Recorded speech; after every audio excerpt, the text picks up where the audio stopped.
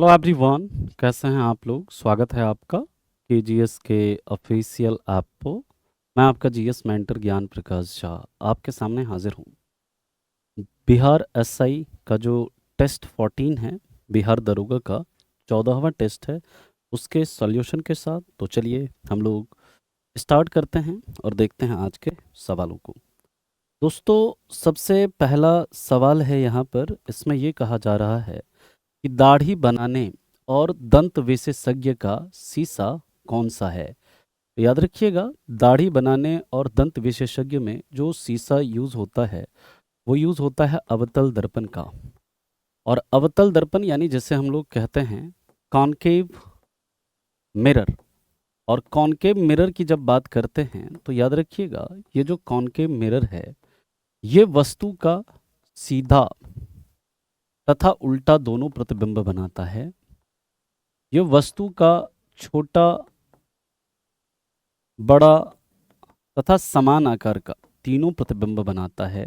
साथ ही साथ ये वस्तु का वास्तविक एवं आभासी दोनों प्रतिबिंब बनाता है। दोस्तों, अवतल दर्पण की अगर हम बात करते हैं तो अवतल दर्पण का यूज इसके अलावे कहाँ कहाँ होता है, तो याद रखिएगा, इसका हजामत के दर्पण के रूप में, डेंटिस्ट मिरर के रूप में, साथ ही साथ ईएनटी डॉक्टर का मिरर है इसके रूप में होता है। इसके बाद की बात करते हैं तो याद रखिएगा, जो आपका सोलर कुकर होता है उसमें यूज़ होता है। कार की हेडलाइट में इसका यूज़ होता है। सर्च लाइट या टॉर्च में इसका यूज़ होता है। इन सब चीज़ों के बारे में याद रखेंगे। जबकि उत्तल दर्पण की बात करते हैं तो उत्तल दर्पण का प्रयोग कहाँ पर, साइड मिरर के रूप में, रेयर व्यू मिरर के रूप में, साथ ही साथ पार्किंग मिरर के रूप में, सिक्योरिटी मिरर के रूप में, रेलवे प्लेटफॉर्म्स पर, हाँ, रोड पर जो आपका रिफ्लेक्टर यानी परावर्तक के रूप में, इन सब के रूप में किसका यूज़ होता है, याद रखिएगा, इन सब के रूप में यूज़ होता है आपका उत्तल दर्पण का। और उत्तल दर्पण के बारे में याद रखिएगा, जो उत्तल दर्पण है ना, वो हमेशा वस्तु का सीधा, आभासी और वस्तु से छोटा प्रतिबिंब बनाता है ना। वस्तु का सीधा, आभासी और वस्तु से छोटा प्रतिबिंब बनाता है, याद रखेंगे। लेकिन यहाँ पर जो आपका इसमें ऑप्शन है, इसमें वर्तुलाकार शीशा दे दिया है, नतोदर शीशा। और याद रखिएगा, ये उनतोदर शीशा जो है इसी को हम लोग बोलते हैं कॉनकेव मिरर। तो it's correct answer is option A is the sorry C is the right answer. ठीक है, चलिए, तो इसका सही उत्तर ऑप्शन सी है। अगला है, भारत के न्यूक्लियर रिएक्टर्स में कौन सा ईंधन प्रयुक्त होता है। देखिए, नॉर्मली जो न्यूक्लियर रिएक्टर्स है, नाभिकीय संयंत्र की बात करें, इसमें फ्यूल के रूप में यूरेनियम 235 का यूज़ होता है। बट यहाँ पर ये ऑप्शन है नहीं। यहाँ पर जो ऑप्शन है आपका यूरेनियम 238 है, इसका यूज़ यहाँ पर कह सकते हैं, कर सकते हैं। लेकिन जो नॉर्मली यूज़ होता है यूरेनियम 235 का होता है। यूरेनियम 238 इसका यूज़ यूरेनियम डेटिंग में होता है ना। यूरेनियम डेटिंग से हम लोग अर्थ का एज पता करते हैं, स्टोन का एज पता करते हैं। इस चीज़ को आप याद रखेंगे। गैसोहल जो होता है, इसमें दोस्तों गैसोलिन यानी जो पेट्रोल होता है, ये आपका होता है कितना, 90%। और साथ ही साथ इथेनॉल होता है कितना, इसमें इथेनॉल होता है आपका 10%। ओके। और याद रखिएगा, न्यूक्लियर रिएक्टर की अगर हम बात करते हैं, नाभिकीय रिएक्टर की बात करें, तो इसका आविष्कार सबसे पहले किसने किया था। इसका आविष्कार करने वाले थे एनरिको फर्मी। कब किया था, इन 1942। साथ ही साथ याद रखिएगा, जो भारत के नाभिकीय कार्यक्रम के जनक कौन कहे जाते हैं, वो कहे जाते हैं होमी जहांगीर भाभा। और अगर कभी आपसे पूछा जाए कि जो फादर ऑफ न्यूक्लियर फिजिक्स या नाभिकीय भौतिकी के पिता कौन हैं, तो वो हैं आपके रदरफोर्ड। और भारत का जो पहला न्यूक्लियर रिएक्टर था, उसका नाम क्या था, उसका नाम था अप्सरा। ये चीज़ भी आप याद रखेंगे। दोस्तों, यूरेनियम की बात करते हैं तो यूरेनियम के अयस्क का नाम होता है पिच ब्लेंड। साथ ही साथ यूरेनियम का एक अयस्क है कैर्नोटाइट। इसके बाद याद रखिएगा, यूरेनियम जो है आपका येलो केक जो है, ये भी यूरेनियम का एक अयस्क है। और यूरेनियम की बात करते हैं तो याद रखिएगा, इसको खोजने वाले कौन थे, इसकी खोज करी थी डब्ल्यू क्लैपॉर्थ ने। ये चीज़ भी आप याद रखिएगा। It's correct answer is option D is the right answer. Next है, दूरदर्शन प्रसारण में चित्र संदेश का संचरण होता है। देखिए, चित्र का जो संचरण होता है ना, वो एम्पलीट्यूड मॉड्यूलेशन में होता है चित्र का। जबकि एफएम रेडियो है, और यहाँ पर साउंड का जो संचरण होता है वो किसके द्वारा, फ्रीक्वेंसी मॉड्यूलेशन के द्वारा होता है। तो आपका चित्र जो होता है एम्पलीट्यूड मॉड्यूलेशन से ट्रांसमिट होता है, जबकि साउंड जो होता है वो आपका फ्रीक्वेंसी मॉड्यूलेशन से ट्रांसमिट होता है। इस चीज को याद रखेंगे। तो it's correct answer is option A is the right answer. Okay, next, जब किसी साबुन के बुलबुले को आवेशित किया जाता है तो निम्न में से क्या घटित होता है। तो याद रखिएगा, जब भी कोई सॉप बबल्स है और सॉप बबल का रंगीन दिखना, याद रखिएगा ये किसके कारण होता है, प्रकाश के व्यतिकरण के कारण होता है ना। और सॉप बबल्स को जब चार्ज किया जाता है ना, उसकी जो त्रिज्या होती है उसकी त्रिज्या क्या हो जाती है, इंक्रीज हो जाती है। ये चीज आप याद रखेंगे, ठीक है। तो इसका करेक्ट आंसर जो है आपका ऑप्शन बी है। B is the right answer. Next, प्रत्यावर्ती धारा किसके लिए उपयुक्त नहीं है। कह रहा है कि प्रत्यावर्ती धारा जो है किसके लिए उपयुक्त नहीं है। इलेक्ट्रिक मोटर चलाने हेतु ये तो ठीक है, और इलेक्ट्रिक मोटर के सिद्धांत पर काम करता है, विद्युत चुंबकीय प्रेरण के सिद्धांत पर काम करता है। और विद्युत चुंबकीय प्रेरण की खोज करने वाले कौन थे, माइकल फैराडे। इलेक्ट्रिक मोटर जो है ये करता क्या है दोस्तों, याद रखिएगा, ये विद्युत ऊर्जा को किसमें, विद्युत ऊर्जा को ये बदल देता है किसमें, आपका यांत्रिक ऊर्जा में बदल देता है, यानी मैकेनिकल एनर्जी में बदल देता है। विद्युत शक्ति संचरण हेतु तो याद रखिएगा इसके लिए भी आपका जो प्रत्यावर्ती धारा है इसका प्रयोग किया जा सकता है। और इलेक्ट्रिक टोस्टर जो है इसको गर्म करने के लिए भी प्रत्यावर्ती धारा का प्रयोग किया जा सकता है। और यहाँ पर जब इलेक्ट्रिक टोस्टर को जब गर्म करेंगे प्रत्यावर्ती धारा से, तो उसमें जो हीट प्रोड्यूस होगा इसका जो फॉर्मूला होता है दैट इज I²RT। लेकिन जब बात करते हैं दोस्तों स्टोरेज बैटरी जो होता है, जिससे हम लोग लेड स्टोरेज बैटरी भी कहते हैं, सबसे पहले तो इसमें याद रखिएगा अपघट्य के रूप में, यानी जो इलेक्ट्रोलाइट के रूप में किसका यूज होता है, H2SO4 या सल्फ्यूरिक एसिड का यूज होता है। जैसे हम किंग ऑफ ऑल एसिड, या फिर जैसे हम विट्रियल, या फिर जैसे हम तेजाब कहते हैं, जिसे हम गंधक का अम्ल कहते हैं, ये सब किसे कहा जाता है, सल्फ्यूरिक एसिड को। इसमें लेड स्टोरेज बैटरी में इसका इलेक्ट्रोलाइट के रूप में यूज होता है। कार की बैटरी में भी इसी का यूज होता है। लेकिन इसको चार्ज करने के लिए हमें क्या चाहिए, डीसी चाहिए, डायरेक्ट करंट चाहिए। इसलिए दोस्तों जब भी ऐसा स्टोरेज बैटरी होता है उसको चार्ज करने के लिए हम लोगों को यूज करना पड़ता है किसका, we have to use inverter. और इन्वर्टर जो होता है इसका काम क्या होता है, इन्वर्टर जो होता है दोस्तों याद रखिएगा ये क्या करता है, डीसी को एसी में कन्वर्ट करता है। और साथ ही साथ एक यंत्र होता है रेक्टिफायर। ये जो रेक्टिफायर होता है, इस रेक्टिफायर का यूज किया जाता है किसके लिए, एसी को डीसी में कन्वर्ट करने के लिए, ठीक है। इस चीज को आप याद रखिएगा। तो इसका करेक्ट आंसर क्या है, it's correct answer is option A. Storage battery को चार्ज करने के लिए प्रत्यावर्ती धारा का यूज नहीं कर सकते हैं। प्रत्यावर्ती धारा जो होता है इसमें याद रखिएगा करंट का मैग्नीट्यूड और डायरेक्शन दोनों क्या होता रहता है, बदलता रहता है। और जो नॉर्मली हमारे घरों में जो सप्लाई आती है उसकी जो फ्रीक्वेंसी होती है, याद रखिएगा नॉर्मली वो कितनी होती है, 50 हर्ट्स होती है। जो ऑल्टरनेटिंग करंट है इसका जो फ्रीक्वेंसी होता है नॉर्मली वो 50 हर्ट्स होता है। लेकिन डायरेक्ट करंट की अगर बात करते हैं तो डायरेक्ट करंट की जो फ्रीक्वेंसी होती है वो कितनी होती है दोस्तों, दैट इज 0, है ना। उसकी फ्रीक्वेंसी क्या होती है, 0 होती है। अगला मोबाइल चार्जर होता है। तो याद रखिएगा मोबाइल चार्जर जो होता है ये आपका एक स्टेप डाउन क्या होता है, ट्रांसफार्मर होता है। स्टेप डाउन ट्रांसफार्मर होता है ना। यानी कि अपचाई ट्रांसफार्मर होगा। हिंदी में क्या बोलेंगे, अपचाई ट्रांसफार्मर। और ट्रांसफार्मर जो होता है दोस्तों याद रखिएगा सिर्फ और सिर्फ किस पर काम करता है, ट्रांसफार्मर सिर्फ और सिर्फ आपका एसी पर काम करता है। It works only on AC. और इसका जो पावर मेजर हम लोग करते हैं किलो वोल्ट एम्पियर, केवी में मेजर, केवीए में मेजर किया जाता है ट्रांसफार्मर की जो क्षमता होती है। केवीए किलो वोल्ट एम्पियर में इसकी क्षमता को क्या करते हैं हम लोग, मेजर करते हैं। तो it's correct answer is option D. और जो आपका अपचाई ट्रांसफार्मर होता है ना, याद रखिएगा स्टेप डाउन ट्रांसफार्मर ये क्या करता है, एक हाई वोल्टेज को क्या करता है, लो वोल्टेज में कन्वर्ट करता है। और अपचाई ट्रांसफार्मर में याद रखिएगा नंबर ऑफ प्राइमरी कॉइल जो होता है ना ये ज़्यादा होता है किससे, नंबर ऑफ सेकेंडरी कॉइल से। यानी कि यहाँ पर जो जो अपचाई ट्रांसफार्मर होता है इसमें सेकेंडरी कॉइल की संख्या कम होती है, प्राइमरी कॉइल की संख्या ज़्यादा होती है। और ट्रांसफार्मर का कोर जो है आप लोगों को पता होना चाहिए, ट्रांसफार्मर का जो कोर होता है वो किससे बना होता है, वो आपका सॉफ्ट आयरन या मृदु लोहे से बना होता है। इस तथ्य को भी आप याद रखेंगे। It's correct answer is option D, अपचाई ट्रांसफार्मर जो है ये आपका सही उत्तर होगा। कह रहा है एक मकान में 2 बल्ब लगे हैं, उनमें से एक दूसरे से अधिक प्रकाश देता है, निम्न में से कौन सा कथन सही है। देखिए अगर कोई ज़्यादा प्रकाश दे रहा है मतलब कि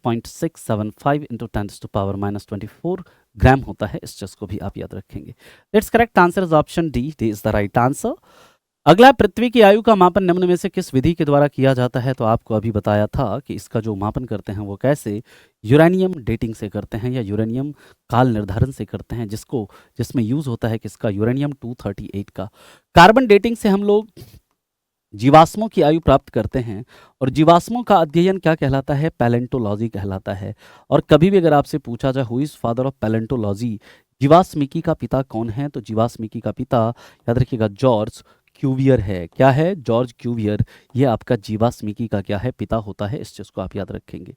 अगर कभी भी अगर आपसे पूछा जाए मानव शरीर की जैविक घड़ी किसे कहते हैं, तो मानव शरीर की जैविक घड़ी ये कही जाती है, याद रखिएगा किसको, ये कही जाती है पीनियल ग्लैंड को। वही पीनियल ग्लैंड जो हमारे शरीर में मेलाटोनिन नामक हार्मोन का क्या करता है, सिक्रेशन करता है। और वो मेलाटोनिन नामक हार्मोन सोने और जागने की गतिविधि के लिए क्या होता है, उत्तरदायी होता है। दोस्तों, पीनियल ग्रंथि हमारे मस्तिष्क में होती है, और पीनियल ग्रंथि के बारे में याद रखिएगा, इसे क्या कहा जाता है, third I of human body या मानव शरीर का तीसरा आंख भी कहते हैं। कह रहा है यदि 100 ग्राम चीनी को आधा लीटर पानी में मिलाकर एक असंतृप्त चीनी का घोल तैयार किया जाए, तुमने में से कौन सी भौतिक राशि नहीं बदलेगी? दोस्तों याद रखिएगा, घनत्व जो है, जैसे पानी और चीनी को मिलाइएगा, घनत्व उसका क्या हो जाएगा, बढ़ जाएगा।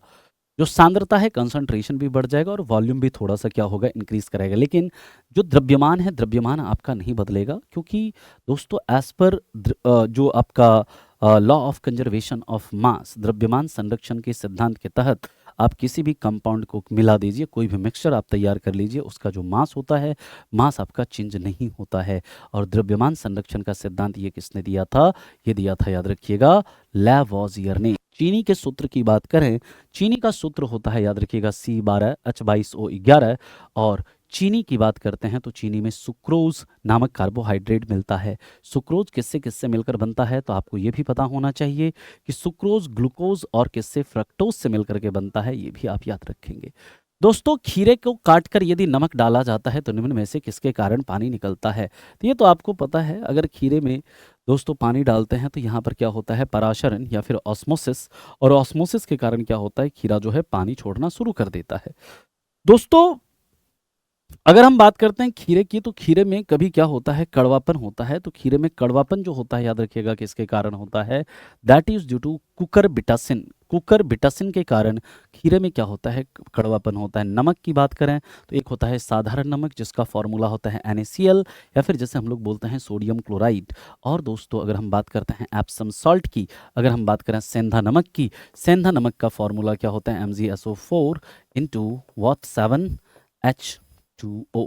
ठीक है, चलिए नेक्स्ट हम लोग बात करते हैं निम्न में से किसका गलनांक सबसे उच्च होता है। देखिए धातुओं में सबसे ज्यादा जो गलनांक होता है वो होता है टंगस्टन का। कितना, लगभग 3400 डिग्री सेल्सियस के आसपास होता है। लेकिन यहाँ पर अगर हम बात करते हैं, यहाँ पर जो सबसे ज्यादा गलनांक होता है किसका होता है, बोरॉन का। बोरॉन का गलनांक कितना होता है, याद रखिएगा लगभग 2000 डिग्री सेल्सियस के आसपास होता है इसका गलनांक।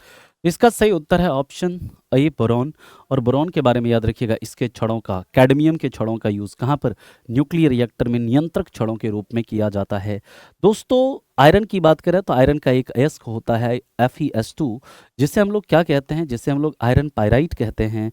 और ये जो आयरन पायराइट है, इस आयरन पायराइट को ही क्या कहा जाता है, इसे ही याद रखिएगा मूर्खों का क्या कहते हैं, सोना कहते हैं। क्या बोलते हैं, मूर्खों का सोना, या फिर इसे फूल्स गोल्ड कहा जाता है। दोस्तों एल्यूमिनियम का एक इंपॉर्टेंट अयस्क है, याद रखिएगा बॉक्साइट। और एल्यूमिनियम का दोस्तों एक ऑक्साइड होता है Al2O3। ये याद रखिएगा कैसा ऑक्साइड है, ये आपका उभयधर्मी ऑक्साइड है, या फिर जैसे हम एम्फोटेरिक ऑक्साइड कहते हैं। क्या बोलते हैं, उभयधर्मी ऑक्साइड, या फिर इसे एम्फोटेरिक ऑक्साइड कहते हैं, याद रखेंगे। सिलिकन क्या है, सिलिकन के बारे में याद रखिएगा दोस्तों, यह एक मेटलाइड है, यह एक उपधातु है। और सिलिकन का यूज़ कहाँ पर होता है, सिलिकन का यूज़ याद रखेंगे आपका जो सोलर प्लेट्स होता है, सोलर सेल होता है, उसमें होता है। साथ ही साथ मेमोरी कार्ड्स में होता है, इंटीग्रेटेड चिप्स यानी जो IC वगैरह होते हैं, इसमें आपका सिलिकन का यूज़ होता है। भारत की सिलिकन वैली बैंगलोर को कहते हैं, जबकि याद रखिएगा वर्ल्ड की सिलिकन वैली किसे कहा जाता है, कैलिफोर्निया को कहा जाता है।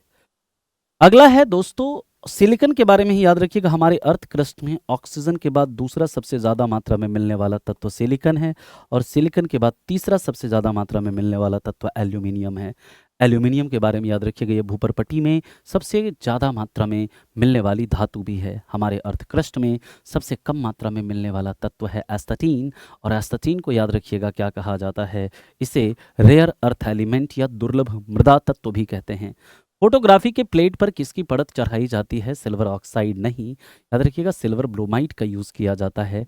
फोटोक्रोमेटिक ग्लास में दोस्तों AgCl या फिर सिल्वर क्लोराइड, या फिर जैसे हॉर्न सिल्वर कहते हैं, इसका यूज़ किया जाता है। किस में, इसका यूज़ किया जाता है, याद रखिएगा आप लोग किस में, फोटोग्राफी में।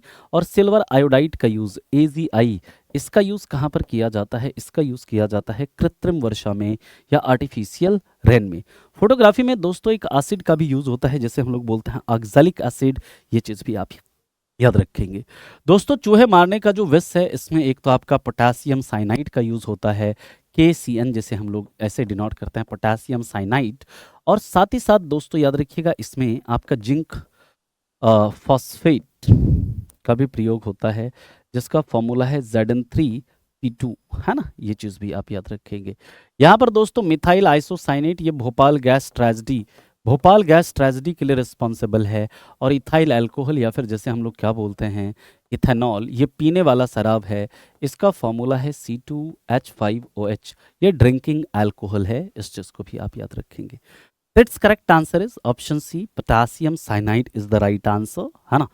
नेक्स्ट है, निम्न में से कौन सा जीव है जिसमें रुधिर नहीं होता किंतु वे सांस लेते हैं। दोस्तों हाइड्रा जो है ना, हाइड्रा में ब्लड नहीं होता है, लेकिन ये सांस लेते हैं। और हाइड्रा में रिप्रोडक्शन याद रखिएगा कैसे होता है, बर्डिंग के द्वारा होता है, और किसके द्वारा, रीजेनरेशन के द्वारा। यानी जो हाइड्रा है ना, मुकुलन और पुनर्जनन दोनों से ही क्या करता है, रिप्रोड्यूस करता है। तिलचट्टे की बात करें दोस्तों, तिलचट्टा में ब्लड होता है लेकिन इसके ब्लड में आरबीसी नहीं होता है। तिलचट्टा दोस्तों सांस कहाँ से लेता है, इसका श्वसन अंग जो है तिलचट्टा का वो क्या है, ट्रैकिया या विंड पाइप या फिर जैसे हम लोग स्पेरिकल्स भी कहते हैं। और तिलचट्टा की बात करें दोस्तों, इसके हर्ट में कितना चैम्बर होता है, इसके हर्ट में याद रखिएगा 13 चैम्बर होता है। दोस्तों केंचुआ की बात करें तो इसका उत्पादन जो है वर्मी कल्चर कहलाता है। केंचुआ में दोस्तों आंखें नहीं होती है। केंचुआ का जो ब्लड होता है दोस्तों ये आपका वाइट होता है।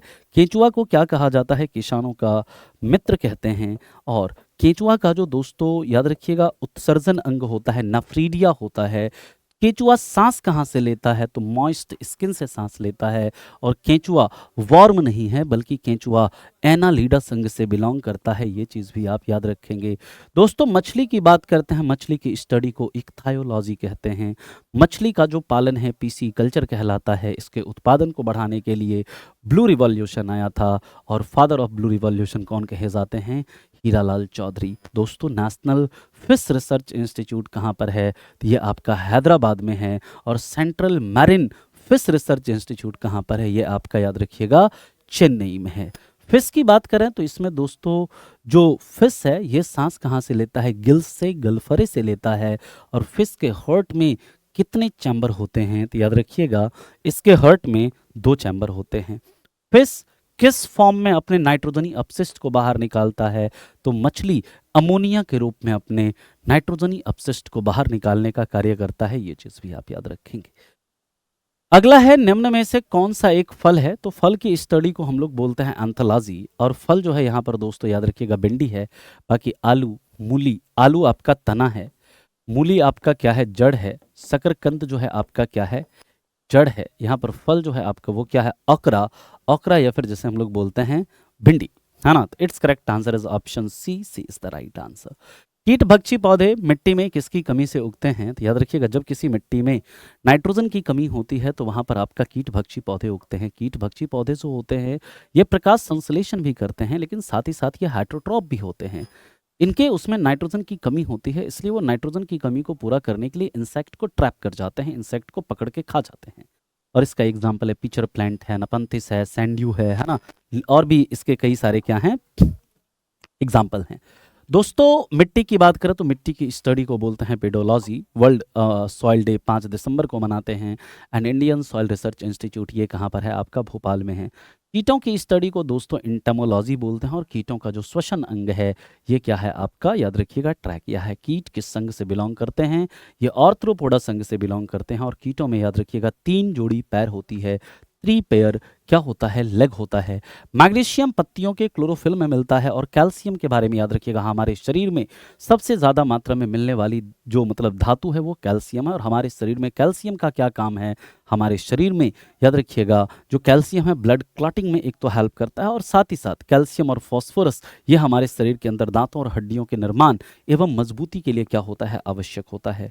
दोस्तों अगर हम बात करते हैं कैल्शियम और फॉस्फोरस की, तो हमारे शरीर में कैल्शियम और फॉस्फोरस के अवशोषण को बढ़ावा देने का काम कौन करता है, इसको एब्जॉर्ब करने का काम कौन करता है, ये करता है याद रखिएगा विटामिन डी। जबकि हमारे शरीर में आयरन के एब्जॉर्प्शन में, लोहे के अवशोषण में हेल्प कौन करता है, वो करता है विटामिन सी। इस चीज़ को भी आप याद रखेंगे। दोस्तों नाइट्रोजन की बात करें तो नाइट्रोजन को खोजा है डैनियल रदरफोर्ड ने।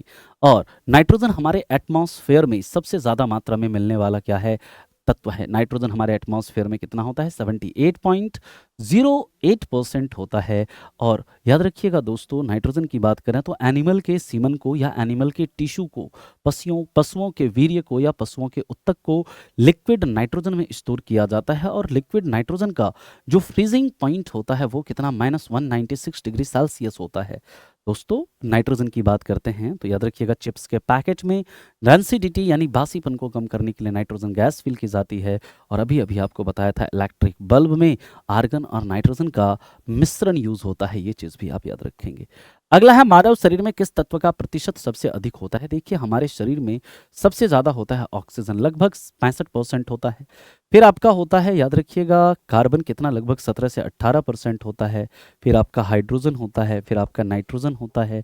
इसके बाद फिर फास्फोरस, कैल्शियम, ये सारी चीज़ें आपकी होती है। तो यहाँ पर आपसे देखिए सबसे ज़्यादा पूछा जा रहा है कौन सा है, तो इसमें सबसे ज़्यादा हमारे शरीर में क्या है, इसमें सबसे ज्यादा जो है आपका क्या है, हाइड्रोजन है। तो it's correct answer is option ए। तत्व पूछ रहा है, अगर आपसे पूछता कि मानव शरीर में किस धातु का प्रतिशत सबसे अधिक है, तब आपका यहाँ पर उत्तर होता है कैल्शियम। लेकिन तत्व पूछ रहा है, तत्वों में सबसे ज्यादा ऑक्सीजन है, फिर कार्बन है, फिर हाइड्रोजन है, फिर आपका नाइट्रोजन है। तो इसलिए सही उत्तर इसका क्या हो जाएगा, ऑप्शन ए। और हाइड्रोजन की खोज किसने करी थी, हेनरी कैवेंडिश ने करी थी। और हाइड्रोजन नाम किसने दिया था, ये नाम दिया था दोस्तों लावोजियर ने। जबकि तत्व शब्द की बात करें, एलिमेंट शब्द की बात करें, तो एलिमेंट टर्म किसने दिया था, रॉबर्ट बॉयल ने। कब दिया था, इन 1661। ये तथ्य भी याद रखेंगे, है ना। इसके बाद की बात करते हैं, नेक्स्ट पॉइंट पर चलते हैं। फास्फोरस की बात करें तो फास्फोरस में याद रखिएगा एक होता है व्हाइट या येलो फास्फोरस।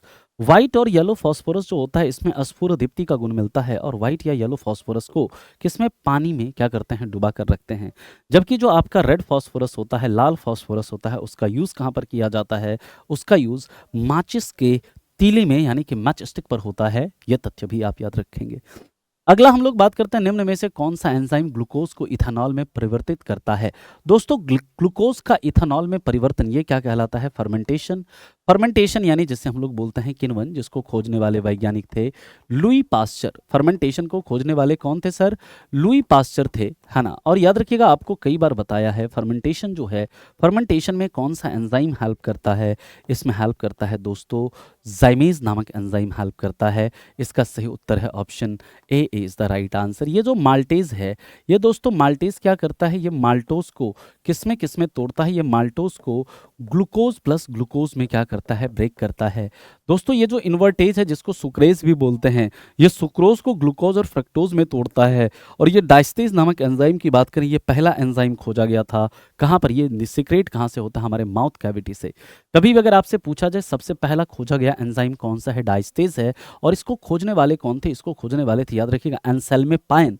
एंसेल्मे पाइन नामक वैज्ञानिक ने सबसे पहले इसी एंजाइम को खोजा था। और ये कहाँ से स्रावित होता है, ये हमारे माउथ कैविटी से सीक्रेट होता है। ये तथ्य भी आप याद रखेंगे। दोस्तों सभी एंजाइम किससे मिलकर बने होते हैं, प्रोटीन से मिलकर बने होते हैं। ये चीज भी याद रखेंगे। दोस्तों मानव शरीर में ग्रीवा कशेरुकी की संख्या कितनी होती है। दोस्तों वर्टिब्रल कॉलम की बात करें तो याद रखिए, अडल्ट के वर्टिब्रल कॉलम में कितनी बोन होती है, 26 बोन होती है। जबकि एक जो बेबी होता है उसके वर्टिब्रल कॉलम में 33 बोन्स होती हैं। दोस्तों ये जो वर्टिब्रल कॉलम है, ये चूंकि टेढ़ी मेढ़ी होती है, इसलिए इसे जिग जैग बोन भी कहते हैं।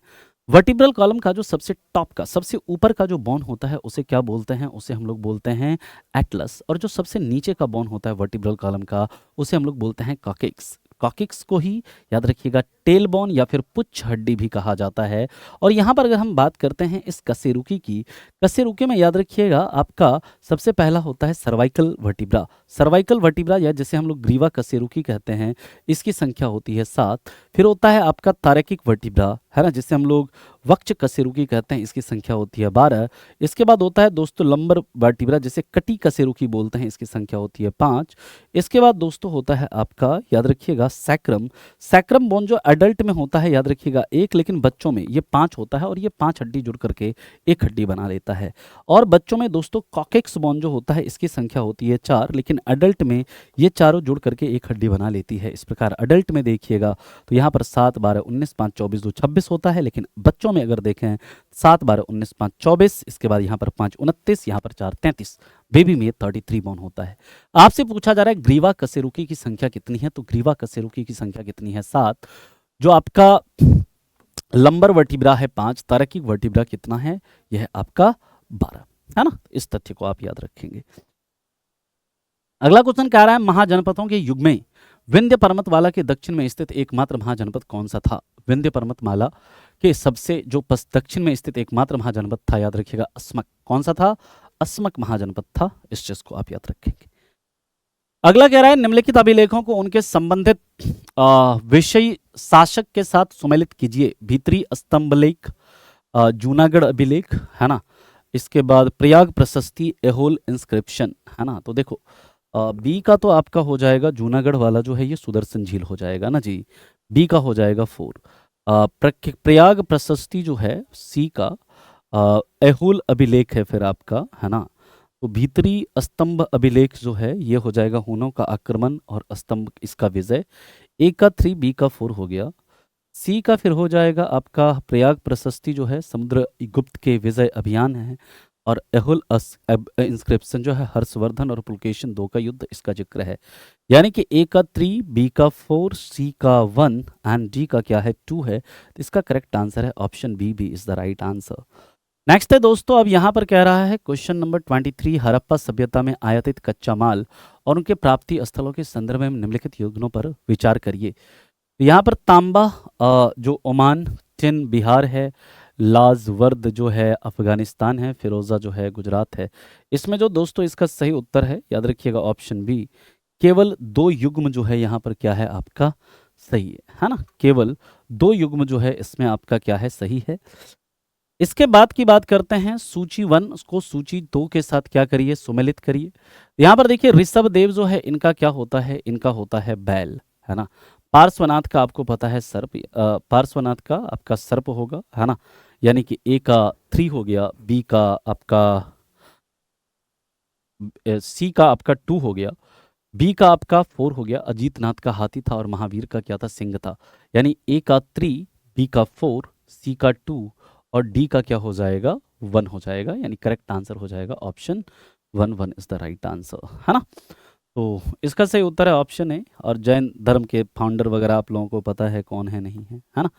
यहाँ पर कह रहा है गुप्त वंश के जो निम्न शासक, किस शासक को सर्वराजोच्छेता, सभी राजाओं का उच्छेद करने वाला की उपाधि दी गई थी। तो इसका सही उत्तर है समुद्रगुप्त। समुद्रगुप्त को कहा जाता है सर्वराजोच्छेता, है ना। तो इसका सही उत्तर ऑप्शन बी है, याद रखेंगे। क्वेश्चन नंबर 26 कह रहा है ना, कि सूची 1 को सूची 2 के साथ सम्मिलित कीजिए और सूचियों के साथ नीचे कूट का प्रयोग करके किरातार्जु नियम, है ना, ये क्या है इसका भारवी है ना।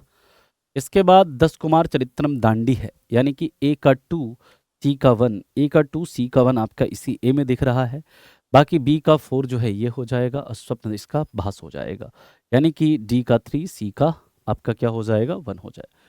इसका सही उत्तर ऑप्शन 2 हो जाएगा। ये किताब बहुत इंपॉर्टेंट बुक्स हैं, आपके एग्जाम में अक्सर पूछे जाते हैं। 27 है, खिलजी क्रांति का संबंध निम्नलिखित में से किस ऐतिहासिक घटना से है। खिलजी क्रांति जो है दोस्तों क्या है, जलालुद्दीन फिरोज खिलजी द्वारा गुलाम वंश का अंत और खिलजी वंश की स्थापना, इससे संबंधित है। तो करेक्ट आंसर है इसका ऑप्शन बी, खिलजी क्रांति, इसी को हम लोग कहते हैं। नेक्स्ट है क्वेश्चन नंबर 28, ये कह रहा है 28 क्या कह रहा है, सूची 1 को सूची 2 से क्या करिए सम्मिलित करिए। ठीक है, क्वेश्चन नंबर 28, अद्वैतवाद। अद्वैतवाद का संबंध किससे है, शंकराचार्य से, है ना। ए का 2 हो जाएगा। इसके बाद विशिष्टाद्वैतवाद, इसका किससे संबंधित है, रामानुजाचार्य से, है ना। यानी कि बी का 4 हो जाएगा।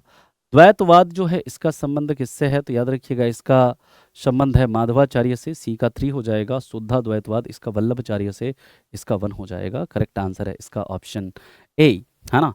ए का 2, बी का 4, सी का 3 एंड डी का 1, ये इसका सही उत्तर हो जाएगा। इसके बाद की बात करते हैं, 29 है, 28 ए, हाँ ठीक है। एंड 29 है, संत कबीर के संदर्भ में निम्नलिखित कथनों पर विचार करिए। कबीर शगुन भक्ति धारा के एक प्रमुख संत और कवि थे। कभी इनकी रचनाओं को सिखों के पवित्र ग्रंथ गुरु ग्रंथ साहिब में भी स्थान दिया गया है। इनकी भाषा को सुधुक्कड़ी भी कहा जाता है। तो ये दूसरा और तीसरा आपका करेक्ट है। करेक्ट आंसर है इसका ऑप्शन बी भी इज द राइट आंसर, है ना। इसके बाद की चर्चा करते हैं। नेक्स्ट जो है आपका क्वेश्चन नंबर 30 की बात करें तो 30 का आप लोग उत्तर दीजिएगा, है ना। ध्यान से सवाल को पढ़िए और इसका आप लोग उत्तर दीजिए। चलिए तो हम लोग बात करते हैं दोस्तों यहाँ पर 30 जो है,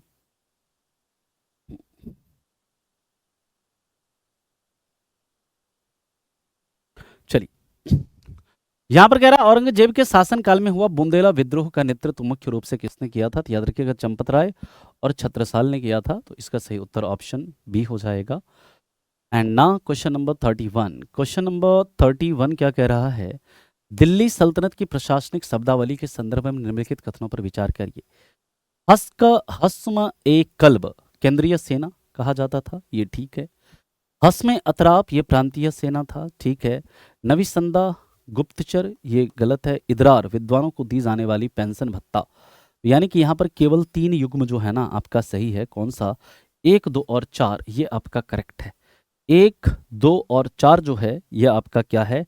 करेक्ट है। तो सही उत्तर है इसका option C. C is the right answer. तो 31 का करेक्ट आंसर है ऑप्शन सी। चलिए इसके बाद हम लोग बात करते हैं 32, क्वेश्चन नंबर 32। कह रहा है कि बंगाल के निम्नलिखित नवाबों को उनके शासनकाल के सही कालक्रम में व्यवस्थित करें। अलवर्दी खान, मुर्शीद कुली खान, सिराजुद्दौला, मीर कासिम। तो देखो सबसे लास्ट में क्या आएगा? मीर कासिम आएगा। उसके पहले आपका सिराजुद्दौला आएगा, है ना। सबसे पहले मुर्शीद कुली खां आएगा, उसके बाद अलीवर्दी खां आएगा। तो मुर्शीद कुली खां, फिर अलीवर्दी खां, फिर आएगा सिराजुद्दौला और सबसे लास्ट में क्या आएगा? मीर कासिम। तो करेक्ट आंसर है इसका option A, 2134 is the right answer. तो दोस्तों ये थे अच्छा एक क्वेश्चन और है, क्वेश्चन नंबर 33। ये डिफरेंट उससे संबंधित है कि अलग अलग वुड डिस्पैच, हंटर आयोग, है ना, उसके बाद रिले कमीशन, ये सब किससे किससे संबंधित है आपसे ये पूछा जा रहा है। ध्यान से सवाल को पढ़िएगा, इसके बाद आप लोग इसका उत्तर दीजिएगा। अब यहाँ पर देखिए वुड डिस्पैच जो है ये किसके समय में? डलहौजी के समय में आता है ना। हंटर शिक्षा आयोग जो है ये किससे? रिपन से रिलेटेड है। इसके बाद रिले जो है ये लॉर्ड चैम्सफोर्ड से संबंधित है। और सैडलर आयोग ये किससे संबंधित है? ये आपका एक मिनट ये रुक जाओ एक सेकेंड। ए का 2, बी का 1, हाँ ठीक है। ये हंटर शिक्षा आयोग जो है लॉर्ड रिपन से संबंधित है। इसके बाद रिले आयोग जो है ये लॉर्ड कर्जन है ना, विश्वविद्यालय। और सैडलर जो है ये आपका लॉर्ड चैम्सफोर्ड है। यानी कि इसका हो जाएगा ए का 2, बी का 1, सी का 3, सी का 4 एंड डी का 3। तो करेक्ट आंसर जो है इसका क्या हो जाएगा? ऑप्शन बी हो जाएगा। इस चीज को आप याद रखेंगे। तो इसका करेक्ट आंसर है ऑप्शन बी। तो ये थे दोस्तों आज के सवाल। बाकी आपसे मिलेंगे फिर ऐसे ही अगले टेस्ट में कुछ और सवालों के सॉल्यूशन के साथ, है ना। तब तक के लिए आप लोगों का धन्यवाद। Thank you so much. Bye, take care and have a good day. नमस्कार साथियों, केजीएस परिवार में आप सभी साथियों का हार्दिक स्वागत, अभिनंदन। साथियों आपकी बिहार दरोगा की टेस्ट सीरीज लगातार चल ही रही है और उसी कड़ी में आज का जो हमारा टेस्ट है उसके प्रश्न हम देखते हैं। इसमें साथियों अगर हम बात करेंगे तो पहला प्रश्न है हमारा, ब्रिटिश भारत में शिक्षा के विकास से संबंधित निम्नलिखित समितियों और उनके गठन के कालानुक्रम में व्यवस्थित करना है कि ये कब कब साथियों हमें देखने के लिए मिलते हैं। तो अगर हम बात करेंगे साथियों, इनमें सबसे पहले जो आयोग हमारा आया था वो था हंटर आयोग। ठीक है भाई, वो था हमारा कौन सा? तो वो था हंटर आयोग। ठीक है, इनमें सबसे पहले जो आया था वो हमारा कौन सा था? तो वो हंटर आयोग था। उसके बाद रेले आयोग साथियों आया था, है ना। तो यहाँ पर अगर आप देखेंगे तीसरा और दूसरा, इसमें इसका मतलब ये है डी आंसर इसका हमें ठीक देखने के लिए मिलेगा। ये शिक्षा से संबंधित आयोग है। एक मोदालियर आयोग भी था, वो मोदालियर कमीशन जिसको हम बोलते हैं, तो वो भी जो है शिक्षा से, माध्यमिक शिक्षा से संबंधित हो जाता है। ठीक है, लाला लाजपत राय ने किसे अपना राजनीतिक गुरु माना? ठीक है, तो लाला लाजपत राय के द्वारा साथियों किसको अपना राजनीतिक गुरु माना गया था? ये सवाल है। बाल गंगाधर तिलक क्योंकि दोनों ही गरम दल के नेता थे? नहीं। मेजनी क्योंकि वे इतावली राष्ट्रवादी और युवा शक्ति समर्थक थे? यही आंसर इसका ठीक होगा, है ना। जो है साथियों सही आंसर अगर हम बात करेंगे, मेजनी को लाला लाजपत राय ने अपना राजनीतिक गुरु माना था। अगर हम बात करेंगे, इनको पंजाब केसरी के नाम से हम जानते हैं, पंजाब केसरी के नाम से इनको जाना जाता है। ठीक है भाई, और जो पंजाब नेशनल बैंक है, आपको पता है भारत में पंजाब नेशनल बैंक, तो उसकी स्थापना करने का श्रेय भी लाला लाजपत राय को ही जाता है। गोपाल कृष्ण गोखले नहीं थे, स्वामी दयानंद सरस्वती आर्य समाज के संस्थापक थे। ठीक है ना। Change the following sentence in passive voice. Passive voice में साथियों इसको चेंज करना है। तो अगर हम बात करेंगे, who wrote this book, by whom was this book written? ठीक है, बी आंसर इसका ठीक हो जाता है, B. Fill in the blanks, he died. तो साथियों यहां पर पूछा है कि वह कैसे मरा, तो he died of cancer, cancer की वजह से वो मर गया। ठीक है, choose the correct preposition to fill in the blanks. I prefer tea, I prefer tea, I prefer tea to coffee. ठीक है भाई, है ना भाई। इसका सही आंसर क्या हो जाएगा? B answer. संस्कार शब्द में किस उपसर्ग का प्रयोग किया गया है? तो सम उपसर्ग का प्रयोग किया गया है। ठीक है, सम उस उपसर्ग का प्रयोग किया गया है। अगर हम साथियों संस्कार की बात यहां पर करते हैं तो ठीक है, नीलकंठ शब्द में मुख्य रूप से कौन सा समास हमें देखने के लिए मिलता है? तो इसमें साथियों बहुब्रीहि समास देखने के लिए मिलता है, कि तुलना करने से संबंधित ये माना जाता है, आपको पता होगा। ठीक है भाई, select the one word for the following phrase one who knows everything. ठीक है भाई, तो ये साथियों क्या हो जाएगा इसका सही आंसर? इसका हो जाएगा ओमनीसिएंट। ओमनीसिएंट है ना भाई, ओमनीसिएंट इसका सही आंसर हो जाता है।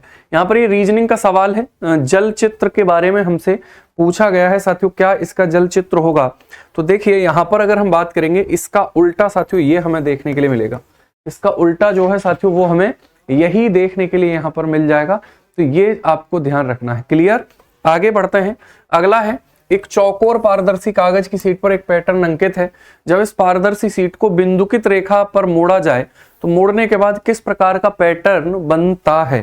ठीक है, तो इसकी अगर हम बात करेंगे ऐसा है, तो साथियों इसका सी आंसर इसका ठीक होगा। सी आंसर इसका भी क्या हो जाएगा? ठीक हमें देखने के लिए मिल जाएगा। 1857 के विद्रोह के दौरान केंद्र पर ब्रिटिश सेनाओं ने पहली बार भारतीय नेताओं से अधिकार वापस लेने में सफलता प्राप्त करी थी, तो वो क्या हो जाएगा? इसका सही आंसर होगा दिल्ली। अच्छा, दिल्ली से नेतृत्व किसने किया था? जनरल बख्त खान। जनरल बख्त खां के द्वारा नेतृत्व किया गया था। ठीक है भाई, झांसी से किसने किया था? रानी लक्ष्मीबाई ने। झांसी से किसने किया था? रानी लक्ष्मीबाई ने नेतृत्व किया था। ठीक है भाई, लखनऊ से किसने किया था? तो लखनऊ से साथियों किया था जो है बेगम हजरत महल। बेगम हजरत महल ने नेतृत्व किया था। बेगम हजरत महल ने नेतृत्व किया था। अगर हम लखनऊ से बात करते हैं तो बेगम हजरत महल ने वहां से नेतृत्व किया था। ठीक है भाई, क्लियर? तो ये आपको ध्यान रखना है, इसकी शुरुआत उत्तर प्रदेश के मेरठ से होती है, और 1857 की क्रांति का जो अंत है साथियों वो कहां से होगा? तो वो होता है ग्वालियर से 1858 में। निम्नलिखित में से सामाजिक विधानों और उनके उद्देश्य के संबंध में कौन सा कथन असत्य माना जाएगा? ठीक है भाई, तो यहां पर अगर हम बात करें, हिंदू विधवा पुनर्विवाह अधिनियम 1856, विधवाओं के पुनर्विवाह को कानूनी मान्यता देना, ये तो ठीक है।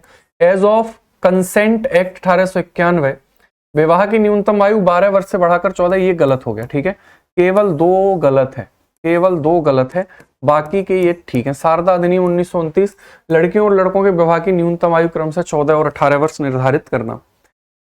भारतीय दर्शन की षड दर्शन परंपरा के संदर्भ में योग दर्शन के प्रवर्तक किसे माने जाते हैं? तो आपको पता ही है, योग दर्शन जो है साथियों वो पतंजलि ने दिया था। योग सूत्र की अगर हम बात करेंगे, ठीक है, योग दर्शन की अगर हम बात करेंगे तो वो तो पतंजलि को माना जाता है। ठीक है, रोडिस इंडिया कार्यक्रम से संबंधित असत्य कथन आपको चुनने हैं साथियों, क्या सही आंसर इसका होगा? ठीक है भाई, तो अगर हम यहां पर बात करेंगे, यह कार्यक्रम 2016 में पर्यावरण, वन और जलवायु परिवर्तन मंत्रालय द्वारा शुरू किया गया था।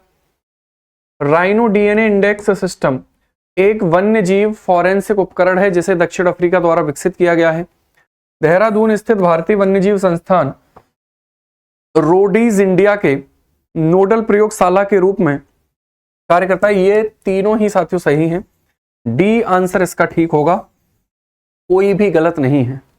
डी आंसर इसका ठीक होगा, कोई भी गलत नहीं है। ठीक है, क्लियर? आगे 16वीं शेर जनसंख्या अनुमान रिपोर्ट 2025 के अनुसार भारत में एशियाई शेरों की संख्या बढ़कर कितनी हो गई है? एशियाई शेरों की संख्या बढ़कर साथियों कितनी हो गई है? 891। 891 हो गई है। शेर की अगर हम बात करेंगे तो गुजरात का जो गिर राष्ट्रीय उद्यान है, गिर राष्ट्रीय उद्यान है गुजरात का, गिर राष्ट्रीय उद्यान है गुजरात का। ठीक है, गिर राष्ट्रीय उद्यान है गुजरात का, जो एशियाई बब्बर शेरों के लिए प्रसिद्ध माना जाता है। जो एशियाई बब्बर शेरों के लिए प्रसिद्ध माना जाता है, तो वो हमें यहां पर देखने के लिए मिल जाता है। ठीक है, हाल ही में कहां पर पहला वाणिज्यिक पैमाने का ई मेथेनॉल संयंत्र शुरू किया गया है? तो वो हमारा हो जाएगा डेनमार्क। डेनमार्क कोपेनहेगन इसकी राजधानी है ना भाई, कोपेनहेगन इसकी राजधानी है, और ये यूरोप का एक कंट्री है। ये यूरोप का एक कंट्री हमें देखने के लिए मिलता है, डेनमार्क। ठीक है, वैसे तो ये भारत है, बाकी तीनों के तीनों ये यूरोप महाद्वीप में ही हमें देखने के लिए मिलते हैं। तो वहीं पर वाणिज्यिक पैमाने का ई मेथेनॉल संयंत्र शुरू किया गया है। 71वें राष्ट्रीय फिल्म पुरस्कार के तहत सर्वश्रेष्ठ अभिनेत्री का पुरस्कार किसके द्वारा जीता गया है? तो वो रानी मुखर्जी हो जाती है। रानी मुखर्जी साथियों, उनके द्वारा जो है 71वें राष्ट्रीय फिल्म पुरस्कार के तहत सर्वश्रेष्ठ अभिनेत्री का पुरस्कार जीता गया है। ठीक है। भारत का पहला जिला जिसने अपना वायरलेस नेटवर्क स्थापित किया है, रुद्रप्रयाग हो जाएगा उत्तराखंड में। रुद्रप्रयाग हो जाएगा उत्तराखंड में। रुद्रप्रयाग होगा उत्तराखंड में। ठीक है। रुद्रप्रयाग हो जाता है, तो वो रुद्रप्रयाग कहाँ का होगा? उत्तराखंड का हमें देखने के लिए मिलता है। ठीक है। पहला दृष्टिबाधित महिला T20 विश्व कप का खिताब किसने अपने नाम किया है? तो वो साथियों किया गया है किसके द्वारा? भारत के द्वारा। भारत इसका सही आंसर होगा। भारत ने महिला T20 विश्व कप का खिताब अपने नाम किया है। ठीक है। मिस यूनिवर्स 2025 जिसका आयोजन थाईलैंड में हुआ, इसकी विजेता कौन रही है? तो इसकी विजेता मानी जाती है साथियों फातिमा बॉस। फातिमा बॉस जो है इसकी विजेता मानी जाती है, यानी कि ए आंसर इसका क्या हो जाएगा? हमें ठीक देखने के लिए मिलेगा, है ना। अगला क्वेश्चन, वैश्विक जलवायु परिवर्तन सूचकांक 2026 में भारत की रैंक हमसे पूछी है साथियों, क्या होगी? तो भारत 23वें नंबर पर हमें देखने के लिए मिलता है। ठीक है। 23वें नंबर पर हमें देखने के लिए मिलता है अगर हम यहां पर बात करेंगे वैश्विक जलवायु परिवर्तन सूचकांक। ठीक है। हाल ही में हुए बिहार विधानसभा चुनाव के बाद गठित मंत्रिमंडल में गृह विभाग किस नेता को आवंटित किया गया है? गृह विभाग किस नेता को? तो सम्राट चौधरी को। और देखो, गृह मंत्री होना और उप मुख्यमंत्री भी मान सकते हैं, क्योंकि जैसे मान लीजिए गृह मंत्री को उप प्रधानमंत्री के तौर पर मतलब माना जाता है। ऐसा मतलब है कि कार्यभार अगर वो अनुपस्थित होंगे तो फिर वो संभालेंगे, है ना। तो उस तरीके से सम्राट चौधरी को साथियों क्या बनाया गया है? तो गृह मंत्री बनाया गया है बिहार का, है ना। मुख्यमंत्री नीतीश कुमार जी हमें देखने के लिए मिलते हैं, है ना। देश में सबसे अधिक अमृत सरोवरों वाला राज्य कौन सा हमें देखने के लिए मिलेगा? तो अमृत सरोवरों वाला राज्य उत्तर प्रदेश हमें देखने के लिए मिलता है। ठीक है भाई, उत्तर प्रदेश हमें देखने के लिए मिलता है। देश में सबसे अधिक अमृत सरोवर जो है साथियों वो हमें कहां पर देखने के लिए मिलेंगे? तो वो उत्तर प्रदेश में देखने के लिए मिलते हैं। 23 नवंबर 2025 में G20 शिखर सम्मेलन का आयोजन कहां पर किया गया था? तो दक्षिण अफ्रीका में किया गया था, है ना। G20 शिखर सम्मेलन का आयोजन 2025 में हुआ, तो ये हमें कहां पर देखने के लिए मिलता है? 23 नवंबर को देखने के लिए मिलता है। ठीक है। नेक्स्ट हमारा है, एक तरफ देश है दूसरी तरफ राजधानी है, और पूछा है कि कौन सा इनमें से सुमेलन हो जाएगा। ठीक है। कौन सा इनमें से सुमेलन होगा समझना। अगर हम दक्षिण अफ्रीका की बात करते हैं, दक्षिण अफ्रीका की बात करेंगे साथियों, तो दक्षिण अफ्रीका की जो राजधानी है वो हमें क्या देखने के लिए मिलेगी? वो देखने के लिए मिलेगी प्रेटोरिया। अगर हम कनाडा की बात करेंगे तो ओटावा हो जाएगी। ब्राजील की बात करेंगे तो ब्राजीलिया हो जाएगी। मलेशिया की बात करेंगे तो कुआलालंपुर हो जाएगी। ठीक है भाई। तो अगर हम बात करेंगे ए का तीसरा इसमें है, ए का तीसरा इसमें है। ठीक है। बी का जो है साथियों वो कौन सा है? चौथा इसमें है। ठीक है। बी आंसर इसका ठीक होगा। बी आंसर इसका ठीक हो जाता है। ठीक है। सबसे अधिक देशों की बात करेंगे तो वो अफ्रीका महाद्वीप में हमें देखने के लिए मिलते हैं सबसे अधिक देश। G20 समूह के संबंध में निम्नलिखित में से कौन सा कथन असत्य है? तो इसका अगर हम बात करें, G20 की स्थापना 1999 में एशियाई वित्तीय संकट के बाद हुई थी। ठीक है। इसका उद्देश्य वैश्विक वित्तीय स्थिरता को सुरक्षित करना है, ये भी ठीक है। G20 एक स्थायी सचिवालय जिनेवा में स्थित है, ये गलत है। ठीक है भाई। यह समूह दुनिया की 2/3 आबादी का प्रतिनिधित्व करता है, ये भी ठीक है।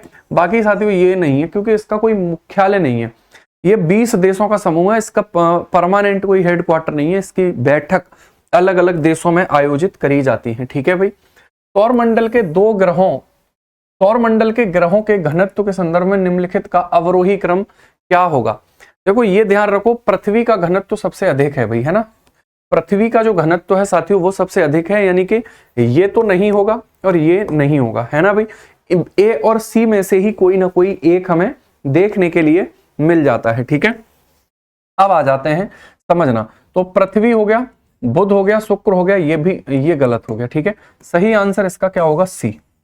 सी आंसर इसका ठीक होगा। शुक्र ग्रह पर अगर हम देखेंगे तो कार्बन डाइऑक्साइड भी अधिक है और उस तरीके से यहाँ घनत्व अधिक देखने के लिए मिलता है। सबसे कम घनत्व किसका है? शनि का। सबसे कम घनत्व किसका होगा? तो सबसे कम घनत्व जो है वो शनि का होगा। सबसे कम घनत्व किसका है? शनि का। 0.69 ग्राम, 0.69 ग्राम पर सेंटीमीटर क्यूब, पर सेंटीमीटर क्यूब। ठीक है, जबकि पृथ्वी का कितना है? तो पृथ्वी का है 5.5 ग्राम पर सेंटीमीटर क्यूब। 5.5 ग्राम पर सेंटीमीटर क्यूब ये पृथ्वी का घनत्व हमें देखने के लिए मिलता है। ठीक है, निम्नलिखित कथनों पर विचार कीजिए। तो अगर हम यहां पर देखें, समझना भाई। ठीक है, बाल्टिक देश, एस्टोनिया, लातविया और लिथुआनिया, ये तो ठीक है ना। बाल्कन की बात करेंगे, बाल्कन देशों में ग्रीस और बुल्गारिया सम्मिलित हैं। आइबेरिया प्रायद्वीप में इटली और फ्रांस जो है वो हमें देखने के लिए मिलते हैं। ठीक है भाई, ये गलत हो गया। स्कैंडिनेवियन देशों में फिनलैंड, डेनमार्क और स्वीडन शामिल है, ये भी गलत हो गया। ठीक है, इसका सही आंसर क्या होगा? तीसरा और चौथा। असत्य हमसे पूछा है, तीसरा और चौथा इसका सही आंसर हो जाता है। उपलब्धि और खोज से संबंधित बातें हैं साथियों। ठीक है, मिलान करना है क्या सही होगा। ठीक है, विश्व का प्रथम ग्लोब मार्टिन बेहम के द्वारा बनाया गया था। विश्व का पहला ग्लोब जो है वो किसने बनाया था? मार्टिन बेहम ने साथियों उसको बनाया था। विश्व का प्रथम मानचित्र जो है वो अनेक्सिमेंडर के द्वारा बनाया गया था। ठीक है भाई, प्रथम भौगोलिक विश्वकोश स्ट्रैबो। आधुनिक भूगोल के जनक अलेक्जेंडर वॉन हम्बोल्ट है। भूगोल के जनक पूछ ले तो इरेटोस्थनीज को माना जाता है। पहले का तीसरा है, पहले का चौथा है, चौथा इसमें भी है और इसमें भी है। ठीक है, दूसरे का तीसरा इसमें है, तो सही आंसर इसका ए होगा। सही आंसर इसका क्या हो जाएगा? ए। ठीक है, ब्रह्मांड की उत्पत्ति से संबंधित सिद्धांतों और उनके प्रतिपादकों के संदर्भ में निम्नलिखित युग्मों पर विचार कीजिए। महाविस्फोट सिद्धांत किसने दिया था? जॉर्ज लेमेंतेयर के द्वारा दिया गया था। महाविस्फोट सिद्धांत जॉर्ज लेमेंतेयर के द्वारा दिया गया था, जो ब्रह्मांड का अब तक का सबसे जो है साथियों, ठीक है भाई, ब्रह्मांड का सबसे सर्वमान्य सिद्धांत माना जाता है ना। साम्यावस्था या सतत सृष्टि सिद्धांत थॉमस गोल्ड एवं हरमन बांडी। दोलन सिद्धांत एडविन हब्बल। ठीक है भाई, तो ये इसमें से अगर हम बात करेंगे तो दो ही ठीक हैं, है ना। केवल दो युग्म इसमें सही है, बाकी का एक सही नहीं है। निम्नलिखित कथनों पर विचार कीजिए। तो इसमें भी इसी तरीके का ये सवाल है साथियों। अगर हम बात करेंगे, ठीक है, सुपर मून जब पूर्णिमा का चंद्रमा पृथ्वी के सबसे निकट होता है। ठीक है, ब्लू मून जब एक ही कैलेंडर महीने में दो पूर्णिमाएं होती हैं।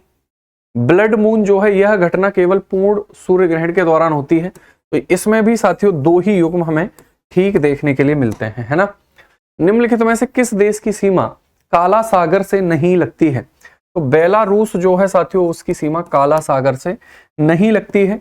ये आज के सवाल थे आपके। अब आपसे मुलाकात होगी नेक्स्ट मॉक टेस्ट में। ठीक है, नमस्कार, जय हिंद, जय भारत। हेलो एवरीवन, कैसे हैं आप लोग? उम्मीद करते हैं स्वस्थ होंगे, मस्त होंगे।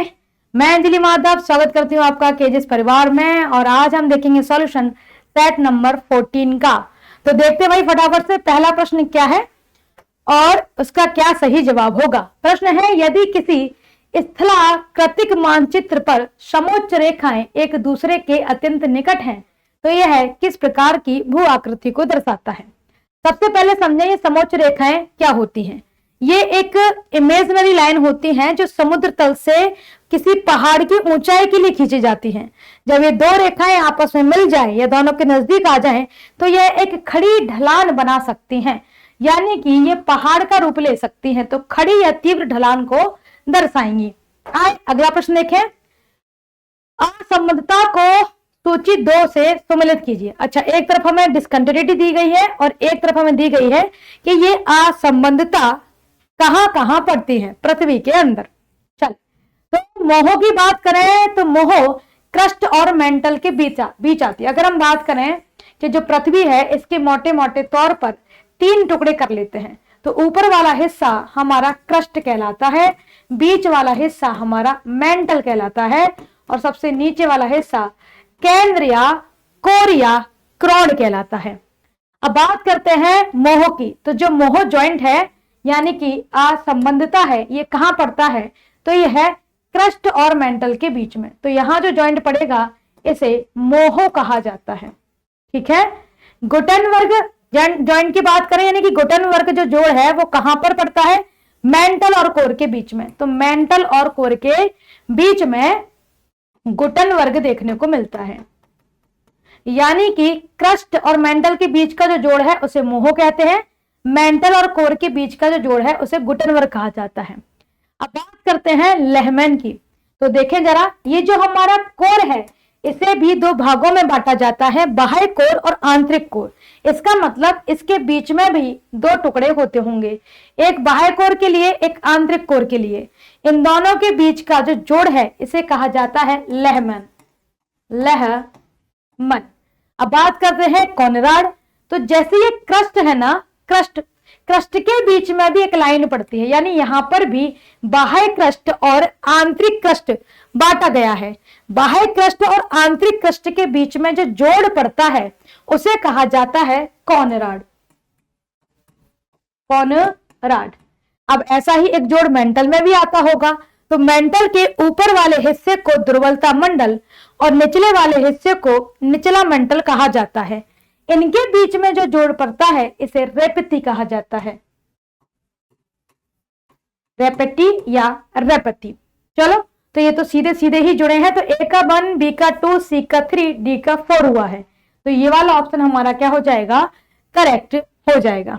चलिए चलते हैं अपने दूसरे प्रश्न की ओर। तो एक तरफ है, अच्छा कोई प्रश्न निकल गया है क्या पीछे?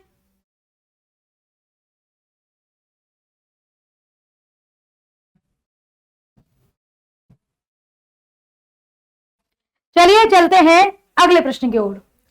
तो प्रश्न है, फ्रांस और पड़ोसी देश को सूची दो में सीमाएं बनाने वाले पर्वत हैं और पहली सूची में हमें फ्रांस और उसके पड़ोसी देश दिए गए हैं। आओ देख लेते हैं। तो फ्रांस और स्पेन के बीच में कौन सा पर्वत आता है? तो पिरेनीज पर्वत आता है। तो ए का हो जाएगा 2। फ्रांस और इटली की बात करें तो इसके बीच में आल्प्स पर्वत आता है, इसका मतलब बी का हो जाएगा 1।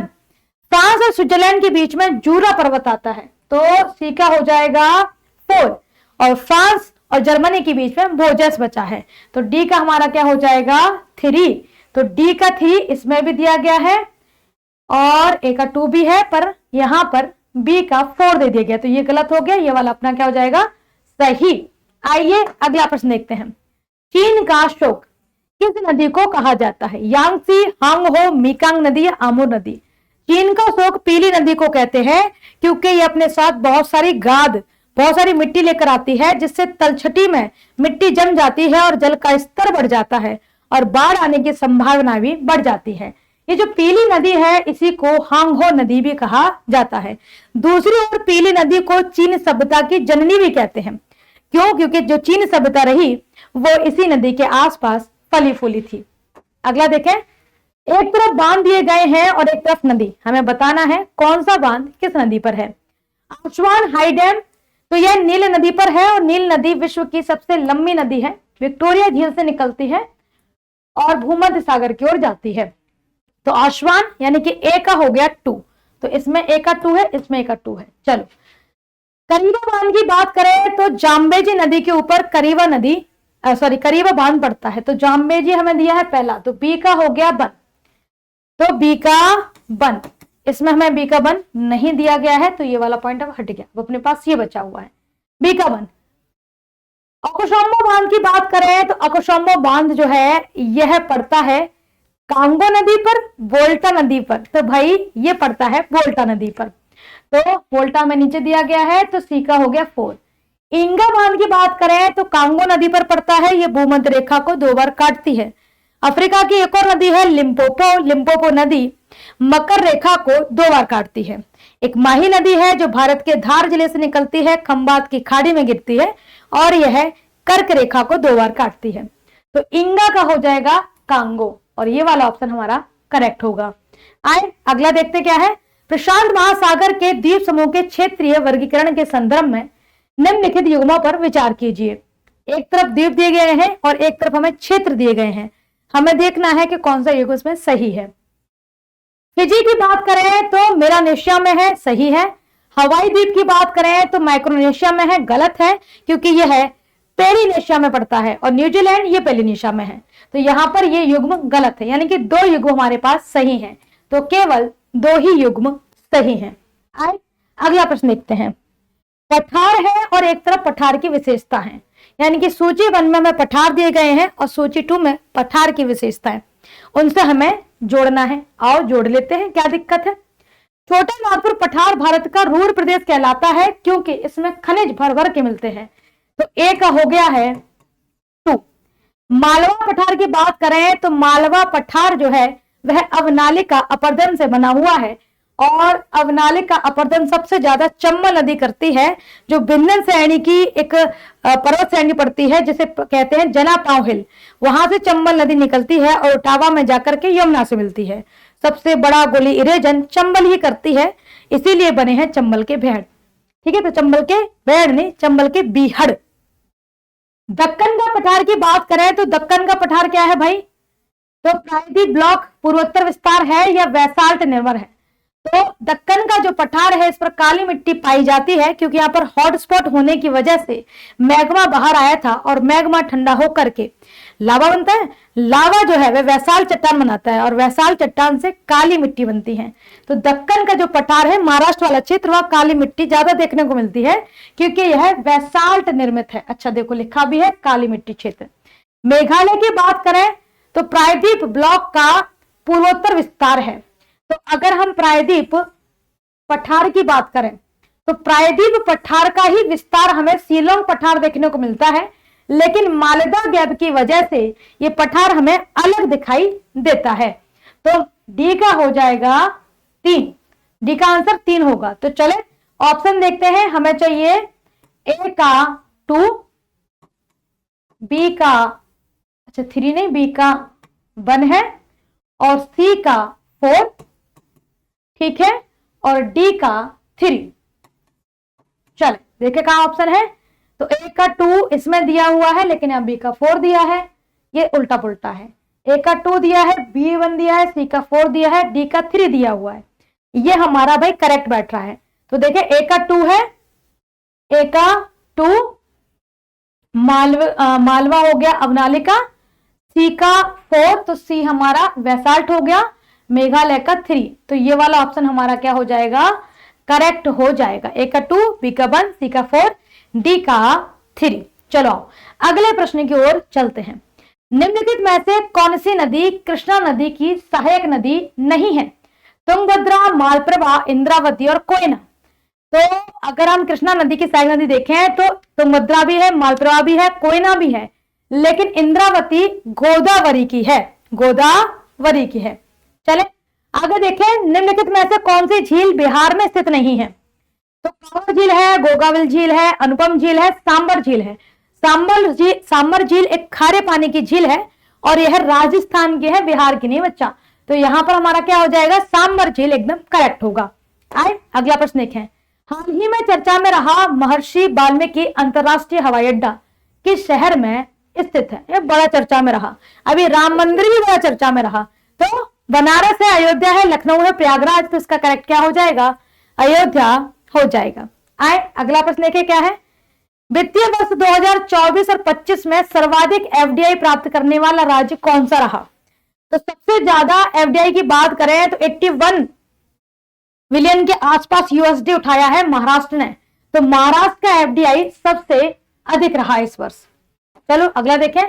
जीविका परियोजना की शुरुआत किस संस्था के सहयोग से तथा कब की गई थी? तो जीविका परियोजना जो है यह बिहार के ग्रामीण क्षेत्र, उनकी आर्थिक और सामाजिक स्थिति को उठाने के लिए जो होता है ना, लोन देना, पैसे देना, उनके ऊपर खर्चे करना, ये सारी बातें तो 2007 में विश्व बैंक की सहायता से की गई थी। ब्यूनस आयर्स घोषणा, तो ब्यूनस आयर्स घोषणा विश्व व्यापार संगठन द्वारा की गई थी। यह किससे संबंधित है? तो जो आयत घोषणा है ये महिलाओं की आर्थिक स्थिति को सुधारने के लिए शुरू किया गया। तो महिला व्यापार है सार्वजनिक स्टॉक, तो महिला है ना, महिला एवं व्यापार। चलो अगला देखें, मुद्रा बैंक की स्थापना किस प्रकार के संस्था के रूप में की गई? मुद्रा बैंक निजी बैंक के तौर पर, सार्वजनिक बैंक के तौर पर, वित्तीय संस्था के तौर पर, सहकारी बैंक के तौर पर।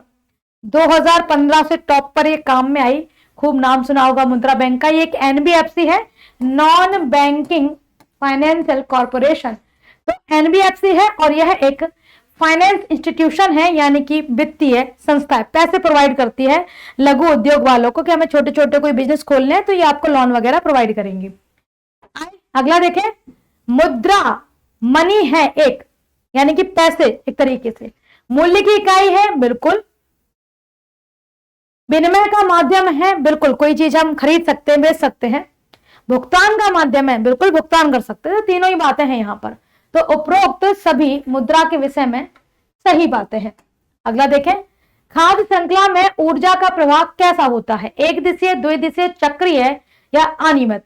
खाद्य श्रृंखला आपने पढ़ा होगा, सूरज से रोशनी ली पेड़ों ने, है ना, तो सूरज से पेड़ की ओर गए, पेड़ को कीट पतंगों ने खाया, फिर उनको सांप ने खा लिया, उनको किसी और ने खा लिया, फिर उनका अपघटन आया, इसके बाद ये फिर से खाद के तौर पर पेड़ों की ओर गए।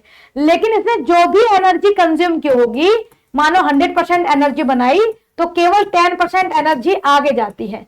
इसको 10% का नियम भी कहा जाता है। तो एक ही दिशा में चलती हैं, तो ये कैसी होती हैं? एक दिशा होती है, एक ही दिशा में चलेंगी, ठीक है।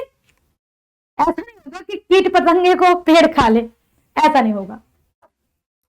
जैव विविधता हॉटस्पॉट की अवधारणा किसने दी थी? तो नॉर्मस मायर्स ने दी थी, चार्ल्स डार्विन ने दी थी, टेकल ने दी थी, वाटसन। जैव विविधता की जो थ्योरी है यह 19वीं 20वीं शताब्दी में आई थी, नार्वन ने दी थी इसको। और जैव विविधता का अर्थ होता है एक ऐसा क्षेत्र जहां बहुत प्रकार के जीव पाए जाते हैं। वो जीव जंतु पेड़ पौधे से संबंधित भी हो सकते हैं, यानी कि पेड़ों की वैरायटीज भी हो सकती हैं, और जीव जैसे मकड़ी है, मकड़ी के बहुत सारे प्रकार होते हैं, सांपों के बहुत प्रकार होते हैं। तो अलग अलग प्रकार के जीव जंतु पाए जाते हैं एक ही जगह पर, तो कहते हैं कि यह एक जैव विविध क्षेत्र है। जैसे कि पश्चिमी घाट बायोडायवर्सिटी कहलाती है। क्यों? क्योंकि वो इतना घना जंगल है कि तरह तरह के पेड़ पौधे और तरह तरह के जीव जंतु उसके अंदर पाए जाते हैं। अगला देखें, भारत में जैव विविधता अधिनियम एक्ट कब लागू हुआ? यानी कि किसी भी क्षेत्र को जैव विविधता अधिनियम के तहत गवर्नमेंट अपने अंदर में ले लेगी तो फिर उसकी देखरेख जो है वह उनके ही हाथ में होगी, कोई उनके परमिशन के बिना उस क्षेत्र में नहीं जा पाएगा। तो 2000, 2002, 2005, 2010, तो 2002 में जैव विविधता अधिनियम बनाया गया था। नवधान्य आंदोलन 1987 किससे संबंधित है? जैविक खेती से या जैव विविधता संरक्षण से या जल संरक्षण से? तो देखें, नवधान्य आंदोलन 1980 में शुरू हुआ, जिसका काम था कि जो हम खेती करते हैं उसमें दवाइयां कीट पतंगों के लिए जो डालते हैं वो हम कोई केमिकल यूज ना करें, है ना, जैविक खाद बनाने की कोशिश करें। और साथ ही साथ हम जैविक खाद इसलिए यूज कर रहे हैं ताकि जो जीव जंतु हैं वो मरे नहीं, यानी कि जैव विविधता भी बनी रहे। तो ए और बी यहां पर क्या हो जाएगा? Correct answer. आओ अगला देखें, प्रथम फैक्ट्री अधिनियम 1881 के संबंध में निम्नलिखित में से कौन सा कथन सही है? ठीक है, तो फैक्ट्री अधिनियम है 1881, हमें देखना है इसका कौन सा नियम जो है वह सही है। चले जी देख लेते हैं कौन सा कथन सही है। यह अधिनियम मुख्य रूप से चाय और कॉफी बागानों पर लागू होता था। अच्छा, इसमें 7 वर्ष से कम आयु के बच्चों के रोजगार पर प्रतिबंध लगाया गया। बिल्कुल सही है, तभी तो कहते हैं ना बाल श्रमिक नहीं रख सकते हो, बाल श्रम बैन है। इस अधिनियम के कार्यान्वयन के लिए कारखानों में निरीक्षण की व्यवस्था की गई। तो 2 और 3 बातें बिल्कुल सही हैं। ऐसा नहीं कि चाय और कॉफी को लेकर शुरू किया, तो सभी कारखानों के लिए है। तो 2 और 3 ये और ये एकदम करेक्ट है, तो 2 और 3 करेक्ट आंसर। आए अगला देखें, संसद द्वारा पारित कोई विधेयक कानून बनने से पहले राष्ट्रपति को अपनी सहमति के लिए भेजा जाता है। संविधान के किस अनुच्छेद के तहत राष्ट्रपति विधेयक को पुनर्विचार के लिए वापस भेज सकते हैं। बहुत बढ़िया। बताए कौन सा अनुच्छेद है जिसमें राष्ट्रपति विधेयक को पुनर्विचार के लिए भेज सकता है कि भैया इस पे विचार करो, हमें ये कानून वानून समझ नहीं आ रहा, ये बिल हम पास नहीं कर पाएंगे, इस पे साइन नहीं करेंगे, क्योंकि भाई राष्ट्रपति साइन करेगा तभी तो हमारा जो भी विधेयक है वो पास होगा। पर राष्ट्रपति ने तो कहा हमें समझ ही नहीं आ रहा, इस पे विचार करो और फिर बताओ हमें। तो 111 अनुच्छेद 111 के तहत राष्ट्रपति आपके विधेयक को वापस कर सकता है पुनः विचार करने के लिए। आगे देखें, निम्नलिखित संवैधानिक प्रावधानों को उस देश के संविधान से सुमेलित कीजिए जहां से वे लिए गए हैं। अरे ये तो बहुत सीधा सीधा है। तो देखते हैं भाई, मौलिक अधिकार अमेरिका से, तो अमेरिका कहां है? तीसरे पे है, तो पी का हो गया अपना तीसरा, पी क्यू आर एस दिया ना, तो पी का तीसरा। राजनीतिक नीति निदेशक यानी कि डीपीएसपी आयरलैंड के हैं, तो क्यू का तो सीधा सीधा 2 हो गया, तो क्यू का अपना क्या हुआ? 2 हुआ। आगे देखें, शक्त केंद्र के साथ संघीय व्यवस्था, बहुत बढ़िया। तो आर का है, कनाडा से लिया है ये संघीय व्यवस्था जो है, तो आर का क्या हो जाएगा? 1 हो जाएगा। एकल नागरिकता, तो ये ब्रिटेन से आई कि एक ही नागरिकता रखोगे, ऐसा नहीं कि आप भारत में रह रहे हो 4 नागरिकता रखे हो, नहीं। तो एस का क्या हो जाएगा बच्चों? एस का हो जाएगा 4। तो देख लेते हैं जरा, पी का 3, एक डी है और एक ए है, क्यू का 2, तो यहाँ क्यू का 4 है, ये वाला अपना क्या हो जाएगा? करेक्ट हो जाएगा। अगला देखिए क्या है, निम्नलिखित संविधान संशोधन को उनके प्रमुख प्रावधानों से सम्मिलित कीजिए।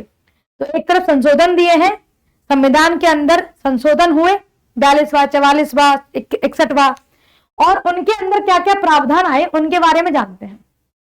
तो 42वां संशोधन क्या कहता है कि लोकसभा का कार्यकाल जो है उसके ऊपर चर्चा की जाए, 5 साल से 6 वर्ष होना चाहिए ऐसा। तो देखें 42वां संशोधन अपना 2, तो लोकसभा का कार्यकाल, तो पी का अपना क्या हो गया? पी का हो गया 2। क्यू का देखते हैं, 44वां संशोधन क्या कहता है? लोकसभा का कार्यकाल 5 वर्ष पर बहाल करना चाहिए, तो क्यू का हमारा क्या हो गया? 3 हो गया, यहां दिया गया है। अब बात करते हैं आर की, तो 52वां संशोधन आया। 52वां संशोधन कहता है दल बदल विरोधी कानून, है ना, दल बदलोगे तो आपकी एक तरफ से सदस्यता चली जाएगी, आप 2 दल के सदस्य नहीं हो सकते, तो दल बदल कानून ये रहा। चलो, तो भैया आर का हो गया यहाँ पर 1। अब बचा एस, तो एस का बचा 4। 61वां संशोधन मतदान की आयु 21 से 18 वर्ष करना, तो पी का 2, क्यू का 3, आर का 1, एस का 4। तो वही पहला ऑप्शन ही दिया है, अपना क्या हो जाएगा? करेक्ट। चलो आओ अगला देखें, नीचे दिए गए प्रश्न में एक कथन ए और एक कारण आर दिया गया है, इन कथनों को ध्यान से पढ़िए और नीचे दिए गए code A B C D का उपयोग करके सही उत्तर का चयन कीजिए। ठीक है, कर लेंगे। तो एक तरफ ए है, एक तरफ आर है, तो पहले अपन कथन पढ़ते हैं, फिर देखते हैं उसका कारण सही है कि नहीं। ठीक है, कई बार ऐसा होता है कथन गलत होता है पर उसके कारण सही है। तो कथन क्या है? राष्ट्रीय आपातकाल अनुच्छेद 352 के दौरान अनुच्छेद 19 के तहत सभी मौलिक अधिकार स्वतः निलंबित हो जाते हैं। अच्छा ठीक है, कारण अनुच्छेद 359 राष्ट्रपति को आदेश द्वारा अन्य मौलिक अधिकारों के निलंबन को अधिकृत करने का अधिकार देता है। ये वाली बात तो सही है, पर स्वतः निलंबित नहीं होते, राष्ट्रपति चाहेगा तब। तो यहां पर ए कथन तो गलत आ रहा है, लेकिन आर यहां सही बैठ रहा है। तो ए और आर दोनों सही हैं, ए और आर दोनों सही हैं, लेकिन चल, तो ए गलत है और आर यहां पर सही है। अगला देखें, नीचे दिए गए प्रश्न में एक कथन ए और एक कारण आर दिया गया है, इन कथनों को ध्यान से पढ़िए और नीचे दिए गए ए बी सी डी का प्रयोग कीजिए। चलो कर लेते हैं, कोई दिक्कत नहीं। क्या है इसमें? कथन दिया है भारतीय संविधान प्रकृति में अर्ध संघीय है ना, क्वासी फेडरल है। कारण देख लेते हैं, भारतीय संविधान में संघीय विशेषताएं जैसे शक्तियों का विभाजन और एकात्मक विशेषताएं दोनों शामिल हैं।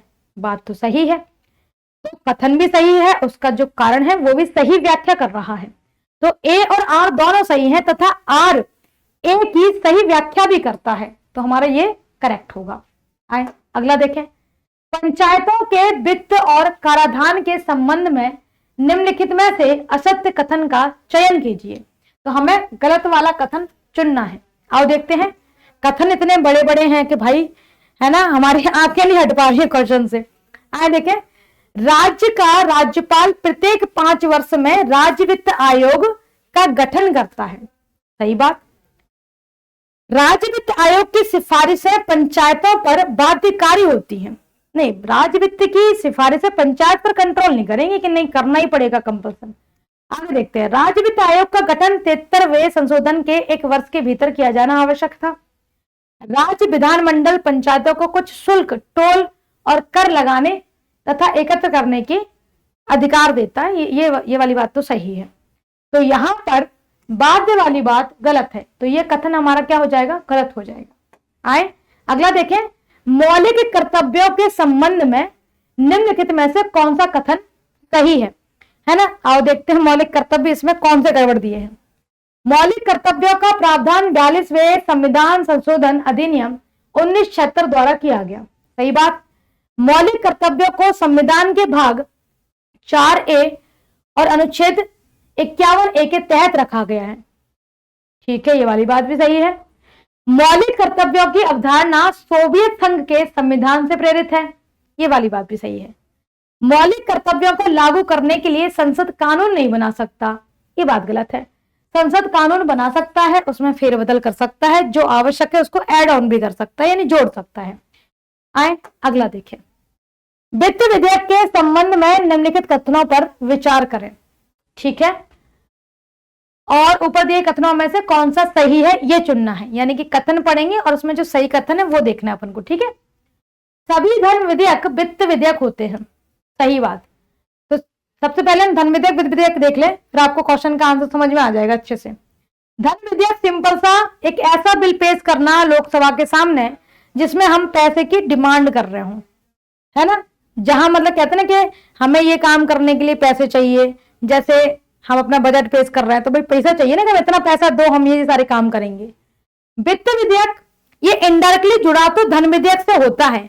जैसे हमने कहा कि हमें झाड़ू लगवानी है, तो उन्होंने कहा ठीक है, तो झाड़ू लगवानी है, इसमें पैसे की बात नहीं हुई, तो ये वित्त विधेयक में जाएगा। लेकिन झाड़ू लगवाने के लिए हम लोगों को बुलाएंगे, उन्हें तो सैलरी पैसा कुछ तो देना पड़ेगा, यानी जुड़ा तो कहीं ना कहीं पैसे से है। तो सभी वित्त विधेयक धन विधेयक होते हैं? नहीं, सभी वित्त विधेयक धन विधेयक नहीं होते, है ना। वित्त विधेयक को केवल लोकसभा में ही प्रस्तुत किया जा सकता है। नहीं, धन विधेयक लोकसभा में आता है, 14 दिनों तक राज्यसभा के पास उसको रोक सकता है, लेकिन उस पर एक्शन भी नहीं ले सकता। ठीक है, तो 2 और तीसरा तो अपना गड़बड़ है। सभी धन विधेयक वित्त विधेयक होते हैं, ये वाली बात तो सही है। तो केवल एक सही है ना, सभी धन विधेयक वित्त विधेयक होते हैं। चलो जी, आए अगला देखें। डीपीएसपी राज्य के नीति निर्देशक तत्वों का उद्देश्य किस प्रकार के लोकतंत्र की स्थापना करना है? डीपीएसपी कहता है समाज और आर्थिक लोकतंत्र होना चाहिए। राजनीतिक लोकतंत्र, धार्मिक लोकतंत्र, सामाजिक और आर्थिक लोकतंत्र, सांस्कृतिक लोकतंत्र। तो भैया सामाजिक और आर्थिक, सामाजिक समाज और पैसे, फाइनेंस के मामले में हमें क्या होना चाहिए? लोकतंत्र होना चाहिए। ऐसा नहीं कि राजा अपने हिसाब से चीजें चलाएगा, है ना। आए अगला देखिए क्या प्रश्न है। भारतीय संविधान की कौन सी विशेषता इसे एकात्मकता की ओर झुकाती है? तो भारतीय संविधान में कौन सी ऐसी बात है जिसको एकात्मकता की ओर झुका देती है? दोहरी नागरिकता, शक्तियों का विभाजन, एकीकृत न्यायपालिका, लिखित संविधान। तो एकीकृत न्यायपालिका, एकीकृत न्यायपालिका एक आत्मा देती है, यानी ये मान लो कि एक, यानी कि कनेक्ट करती है पूरे संविधान को। भारतीय नागरिकता अधिनियम 1955 के अनुसार कोई व्यक्ति वंश के आधार पर भारत का नागरिक बन सकता है यदि उसके जन्म के समय उसके माता पिता में से कोई भी भारतीय नागरिक हो, उसका पिता भारतीय नागरिक हो, उसकी माता भारतीय नागरिक हो, उनके माता पिता दोनों भारतीय नागरिक हो। तो उसके माता या पिता में से, ऐसा नहीं कि पिता ही हो या माता ही हो नागरिक तभी उसको भारत की क्या कहते हैं सिटीजनशिप मिलेगी, नहीं, माता पिता में से कोई भी एक हो, तो उसके माता पिता में से कोई भी एक भारतीय नागरिक हो तो उसे भारतीय नागरिकता मिल जाएगी। भारत के महान्यायवादी को निम्नलिखित में से कौन सा अधिकार प्राप्त होता है? तो देख लेते भैया, किसी भी सदन में मतदान करने का अधिकार, ठीक है। संसद की दोनों सदनों की कार्रवाई में भाग लेने का अधिकार, हाँ, संसद के दोनों सदन में वह भाग ले सकता है।